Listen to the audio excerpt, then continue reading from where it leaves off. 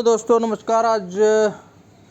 आज का तारीख करीब 2 मार्च 2026 और अब ये देखेंगे तो ये डेली का चार्ट है। ठीक है, तो यहाँ पे डेली का जो चार्ट है अगर आप देखेंगे 26,300 से मार्केट गिरी है। कितना से? 26,300 से। कितने दिन में? तो अगर आप देखेंगे तो 3 फरवरी से, यानी कि एक महीने के अंदर, कितना? एक महीने के अंदर 26,300 से लेकर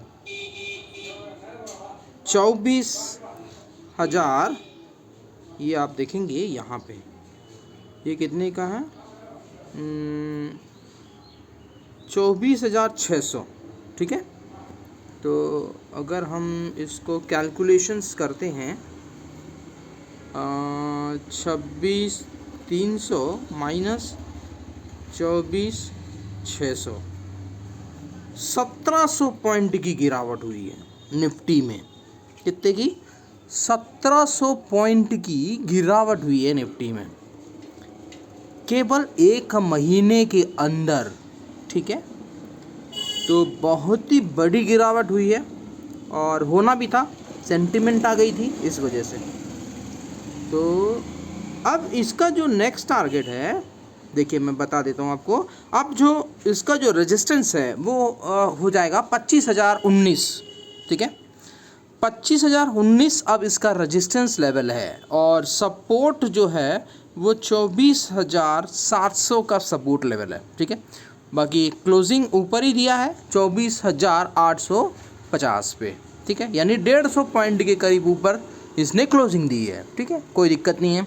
अब अगर कल छुट्टी है और परसों भी छुट्टी है शायद, नरसों अगर ये फिर से क्लोजिंग 24,700 के ऊपर ही देता है तब तो ठीक है, और अगर 24,700 के नीचे क्लोजिंग आता है तो भाई साहब ये 24,000 वाला जो दरवाज़ा है ना ये ओपन हो जाएगा। ठीक है, देखिए 24,000 वाला दरवाज़ा क्यों बोल रहा हूँ, क्योंकि आप देखेंगे तो ये 24,000 का यहाँ पे ये देखिए ये इधर एक गैप है, 24,000 के पास एक गैप है, उस गैप को इसको भरना पड़ेगा। ये देखिए ये जो गैप दिख रहा है आपको, ये 24,000 वाला गैप है। अगर मैं ये तो 1 डे का है, 1 डे का चार्ट है। अगर मैं इसको 15 मिनट का चार्ट में डालूंगा ना तो आपको क्लियर दिखेगा। वहाँ पे मैंने इसलिए लाइन मार्क कर रखा है 24,058 के पास एक लाइन मार्क कर रखा है, क्योंकि वहाँ पे गैप है। सॉरी। तो मेरा कहने का सेंस ये है कि अगर 24,700 को ब्रेक कर देता है निफ्टी तो फिर 24,000 आने में इसको कोई टाइम नहीं लगेगा। क्यों नहीं लगेगा? देखिए यहाँ पे 1 डे का चार्ट है, तो अगर अब मैं यहाँ से गिनूँ, चलो मैं यहाँ से गिन लेता हूँ। ठीक है, देखिएगा ये देखिए ये एक दिन, ठीक है, ये दूसरा दिन, यानी कि हो सकता है कि ये 2 दिन में 24,000 ला दे। ठीक है, क्यों? क्योंकि इसके पास 400 पॉइंट ही है ना, क्योंकि 24,700 अगर ब्रेक करता है तो 24,000 आने में इसको 700 पॉइंट चाहिए, तो केवल 2 दिन में इसको फिल कर देगा निफ्टी। ठीक है, फिर उसके बाद ये तो नीचे की आपको बताया, ये तो डाउन साइड का जो मेरा टारगेट है, डाउन साइड का जो टारगेट है, अगर 24,700 के नीचे जिस दिन क्लोजिंग आ जाए तो फिर मेरा टारगेट नीचे का है 24,058। ठीक है, ठीक है, समझ में आ गया? चलो ये तो नीचे का मैंने आपको ट्रेंड बताया। अब चलो थोड़ा सा ऊपर का ट्रेंड बता देता हूँ। तो ऊपर का जो ट्रेंड है ना वो देख लेते हैं। ठीक है, तो ऊपर का ट्रेंड अब अभी यहाँ पे गैप दिख रहा है और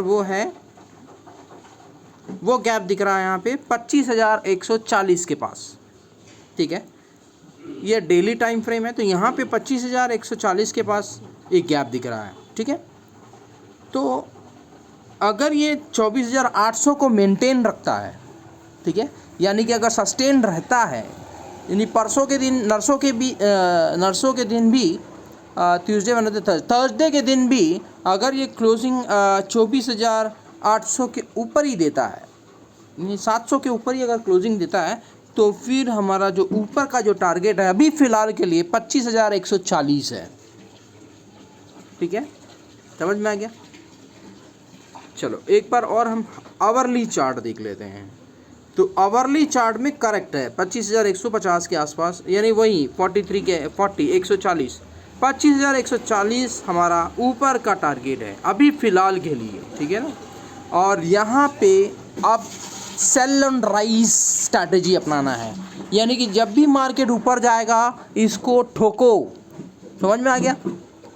तो मार्केट जब भी ऊपर जाएगा तब हम इसको ठोकना है नीचे, क्योंकि ये जो मार्केट है अभी फ़िलहाल ऊपर नहीं जाने वाला है। सेल ऑन राइज का स्ट्रैटेजीज अपनाना पड़ेगा, ठीक है। तो मैंने अभी आपको बता दिया है कि अपसाइड का जो टारगेट है मेरा, यहाँ पे लिख देता हूँ, ठीक है।